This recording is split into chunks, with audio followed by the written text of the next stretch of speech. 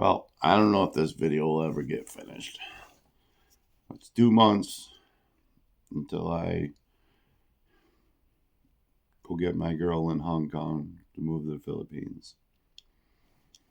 First thing I like to say, and if this ever gets done, is to all the people that told me I couldn't go, they would miss me so bad. Well, I've been planning this very seriously for the last year, and not a damn one of them cared to come see me or do anything. I have two people on this planet that I know will be there anytime I need. My cousin Kevin and his daughter Courtney. Courtney, congratulate her. She's in Wyoming learning to be a welder for a pipeline, which most women don't do. And I think she's going to do great. But to the rest of them, kiss my ass. I'm never coming back. And I don't know if you guys, I don't mean a damn thing to you, or you don't believe I'm going. Refer back to when I packed my shit and went to North Carolina. The only reason I come back is because of, well, one of the hurtfulest moments in my life for a goddamn woman. And she wasn't worth it. But I don't want no sympathy. Every decision I've made, every bad thing that's ever happened to me, I had some part in it. I don't blame anybody but myself. Well, the one that really knocked me out of commission, put me on disability. But other than that, I still don't want no sympathy. I think the Philippines looks like a great place. Yes, I know it's very poor. Yes, it's a whole different culture. But I think it's better. Family cares. My girl just lost her mom. Then spent almost a week in the hospital with her dad because his blood pressure went through the roof from losing the woman he spent 40 some years with, which I totally understand. But there was somebody there 24/7 for him. Somebody come and made sure that my girl got to go do a little things for herself. And I mean like eat, get a shower, maybe a couple hours nap. Because that's about all she left the hospital. I spent 30 days in ICU from a bad medical issue. And the only person that really come and seen me on a regular basis was my mom. And it was 45-minute drive to me in the hospital, so I knew she couldn't come every day. My cousin Kevin come and visited me. Other than that, I didn't really see anybody. I had a cousin that I did CNC programming for, that I'm pretty sure the only reason he come and seen me is because he needed something done. And I'm tired of that. I'm tired of the only time that people want me around is when they need something. Yes, I can be an asshole, but there's usually a reason.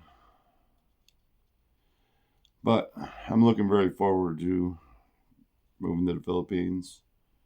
It's 2 months from now. I'm going to go up in 4 days, send a couple boxes over to the Philippines to my girl's grandmother's place, where she sends her stuff from Hong Kong. And in October, I'm getting on a plane.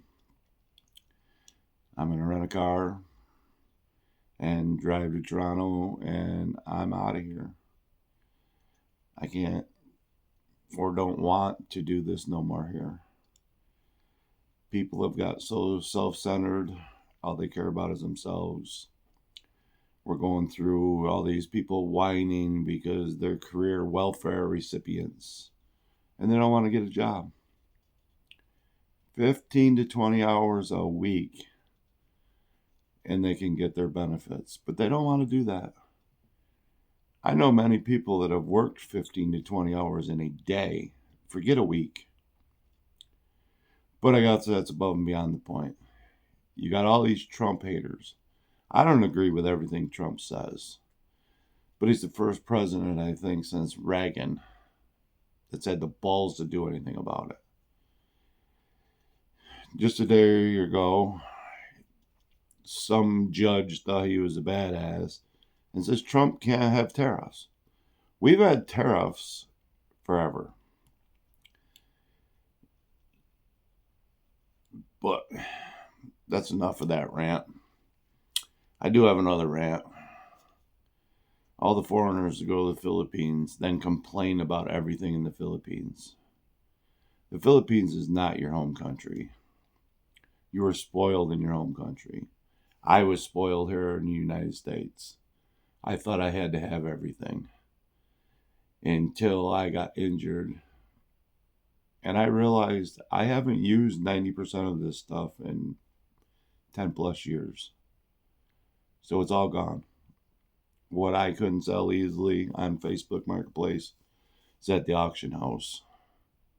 I don't need it. Most of us don't need it. Just think about a Filipino's life. They don't make diddly for money, but they're the happiest people on the planet. And I don't know if I should say this because I haven't asked my girl about it, but she takes care of an elderly woman and makes less in a month than I did driving truck. And that was just a job for me to fill time. It wasn't even a serious job. I was a CNC machinist, 3D designer for 30 years. I made very good money. I'm not bragging or anything because I was not rich by any means in this country. Housing is crazy here. I can go to the Philippines for $250 to $450 and have a 2 to 3 bedroom house. The outside may not look as pretty as the US, but the inside does. We don't need all this crap. They live on very little. They're the happiest people on the planet.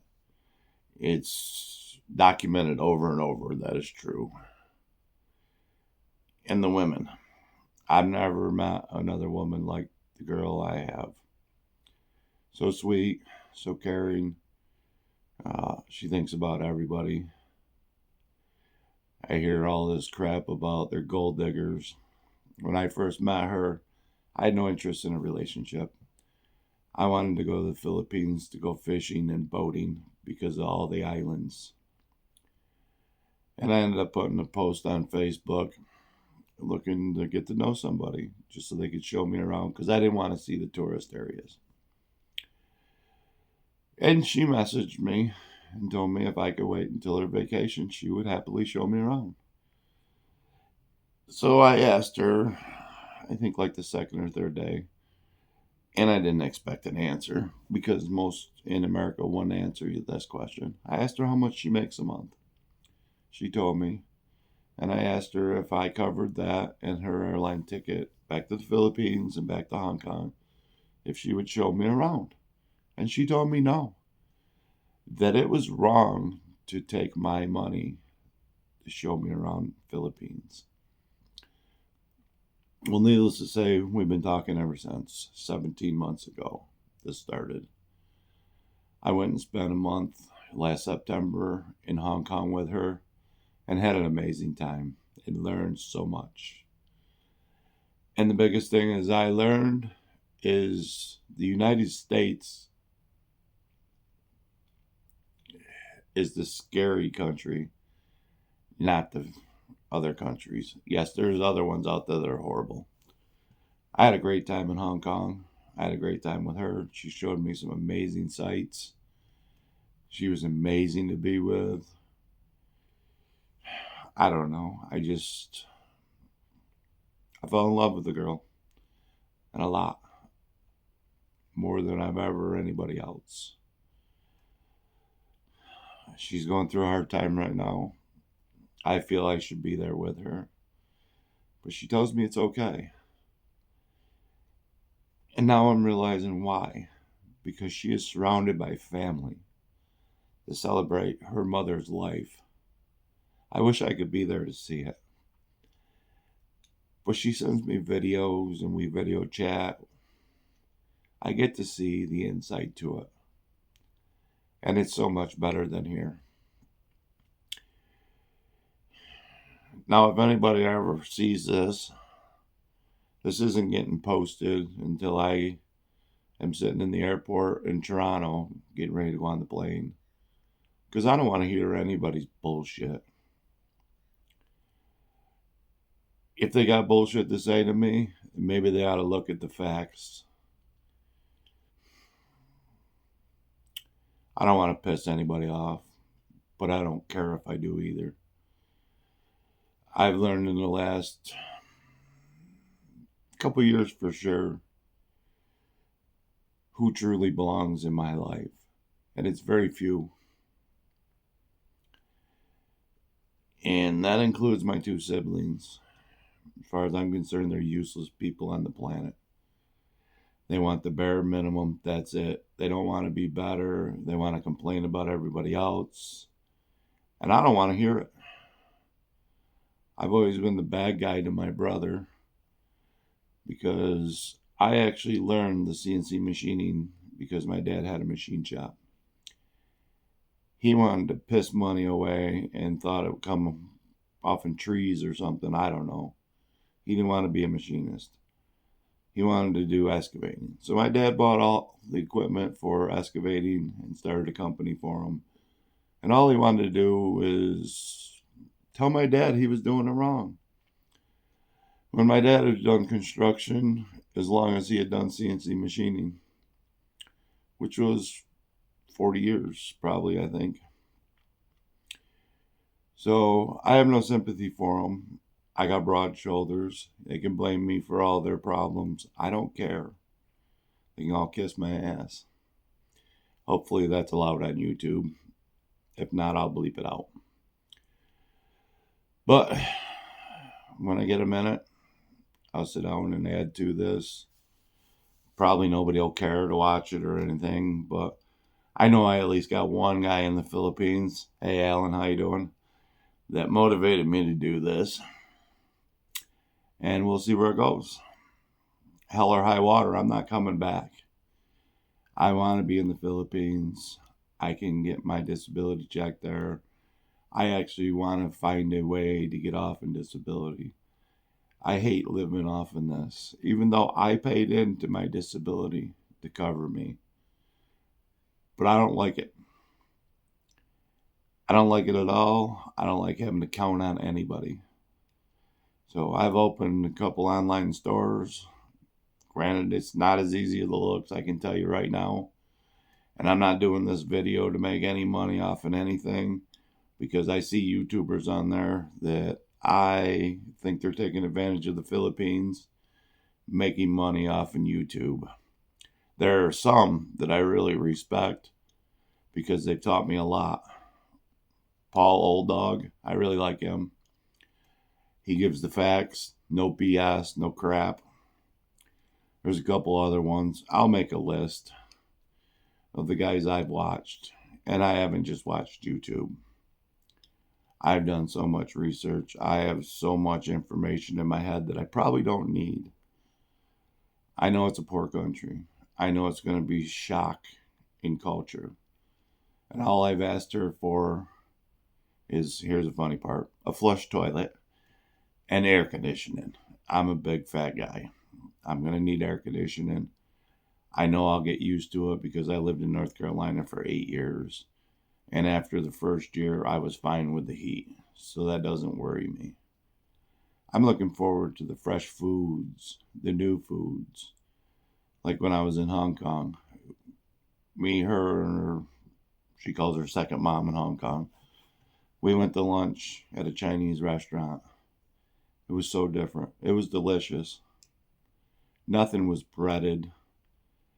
I come back and we had sweet and sour pork there. It was amazing. And I know they have a tradition not to take the last piece of food over the plate. But my girl says, just eat the last piece if you want. So I did. So I come back and I was craving it about a month after I got back. I went to my local Chinese place, which I used to really enjoy, and ordered sweet and sour pork. It was breaded. It tastes awful. Awful. I don't even really care for Chinese here anymore. It's not real Chinese. I've come a long ways. I'm not bragging or anything. I've lost 130 pounds in 2 years. I don't want to be like this. You got all these people on medicines. I know some need the medicines, but others need to put the fork down or stop unwrapping the sugary sweets because that's their problem.